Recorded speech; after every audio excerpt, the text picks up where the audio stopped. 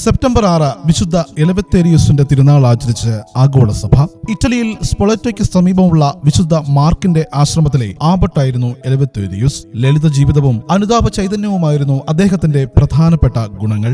ദൈവം അദ്ദേഹത്തിന് അത്ഭുത പ്രവർത്തനവരം കൊടുത്തിരുന്നു. ഒരിക്കൽ ആശ്രമത്തിൽ താമസിക്കാൻ വന്ന പിശാച് ബാധിതനായ കുട്ടി സൗഖ്യം പ്രാപിച്ചു. അത് കണ്ട് ആബട്ട് പറഞ്ഞു, കുട്ടി ദൈവദാസന്മാരുടെ കൂടെ ആയതുകൊണ്ട് പിശാച് അടുക്കുവാൻ ധൈര്യപ്പെടുന്നില്ല എന്ന്. ഈ വാക്കുകൾ സ്വയം പുകഴ്ത്തൽ കലർന്നതായതുകൊണ്ടോ പിശാച് വീണ്ടും ആ കുട്ടിയിൽ പ്രവേശിച്ചു. ആബട്ട് തന്റെ കുറ്റം വിനയപൂർവ്വം ഏറ്റുപറയുകയും എല്ലാ ആശ്രമവാസികളും ആബട്ടിനൊപ്പം ഉപവസിക്കുകയും ചെയ്തപ്പോൾ കുട്ടി വീണ്ടും സൗഖ്യം പ്രാപിക്കുകയും പിശാച് വിട്ടുപോകുകയും ചെയ്തു എന്നാണ് വിശ്വാസ പാരമ്പര്യം. ഉയർപ്പ് തിരുനാളിന്റെ തലേദിവസം ഉപവസിക്കുക പ്രയാസമാണെന്ന വിശുദ്ധ ഗ്രിഗറിക്ക് തോന്നിയപ്പോൾ അദ്ദേഹം എലവത്തേരിയൂസിനെ കൂട്ടി വിശുദ്ധ ആൻഡ്രൂവിന്റെ ആശ്രമത്തിലേക്ക് പോകുകയും അവിടെ രണ്ടുപേരും കൂടി ആരോഗ്യത്തിനു വേണ്ടി പ്രാർത്ഥിക്കുകയും ചെയ്തു. മാർപ്പാപ്പ പള്ളിയിൽ നിന്നും പുറത്തു വന്നപ്പോൾ നെഞ്ചുവേദന മാറിയിരിക്കുന്നതായി കണ്ടു. ഇഷ്ടാനുസരണം ഉപവസിക്കാൻ മാർപ്പാപ്പയ്ക്ക് സാധിക്കുകയും ചെയ്തു. മരിച്ച ഒരാളെ എലവത്തേരിയൂസ് ഉയർപ്പിച്ചുവെന്ന ചരിത്രം പറയുന്നുണ്ട്. ആബട്ട് സ്ഥാനം ഉപേക്ഷിച്ച ശേഷം വിശുദ്ധ ഗ്രിഗറി സ്ഥാപിച്ച വിശുദ്ധ ആൻഡ്രൂവിന്റെ ആശ്രമത്തിൽ തന്റെ പ്രാർത്ഥനാ ജീവിതം തുടർന്നുകൊണ്ടിരിക്കെ AD 585